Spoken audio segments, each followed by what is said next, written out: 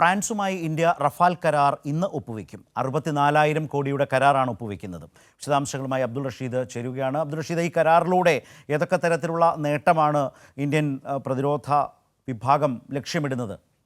ശരത്ത്, 64,000 കോടി രൂപയുടെ കരാറാണ് ഇപ്പോൾ ഇന്ത്യ ഫ്രാൻസുമായി ഒപ്പുവെക്കാൻ പോകുന്നത്. അല്പസമയത്തിനകം തന്നെ ഇതുമായി ബന്ധപ്പെട്ട ചടങ്ങിലേക്ക് അല്ലെങ്കിൽ ഒപ്പുവെക്കലിലേക്ക് ഇരു രാജ്യങ്ങളും കടക്കുമെന്നാണ് ഇപ്പോൾ പ്രതിരോധ മന്ത്രാലയം വ്യക്തമാക്കിയിരിക്കുന്നത്. പ്രധാനമായും 26 പോർ വിമാനങ്ങൾ, യുദ്ധവിമാനങ്ങൾ ഈ കരാറിലൂടെ ഇന്ത്യ വാങ്ങും. അതോടൊപ്പം മറ്റു പ്രതിരോധ പ്രവർത്തനങ്ങൾക്ക് ആവശ്യമായിട്ടുള്ള ആയുധങ്ങളും അതോടൊപ്പം സ്റ്റിമുലേറ്ററുകൾ അടക്കമുള്ള സാധനങ്ങളും അല്ലെങ്കിൽ സാമഗ്രികളും ഈ കരാറിലൂടെ ഇന്ത്യക്ക് കൈമാറുമെന്നുള്ളതാണ് ഈ കരാറിൽ പ്രധാനമായും പറയുന്നത്. എന്തായാലും 22 ഒറ്റ സീറ്റ് വിമാനവും അതോടൊപ്പം 4 ഇരട്ട സീറ്റ് വിമാനങ്ങളുമാണ് ഇതിലൂടെ വാങ്ങുന്നത്. പ്രധാനമായും INS വിക്രാന്തിലായിരിക്കും ഈ വിമാനങ്ങളൊക്കെ തന്നെയും ഉപയോഗപ്പെടുത്തുക.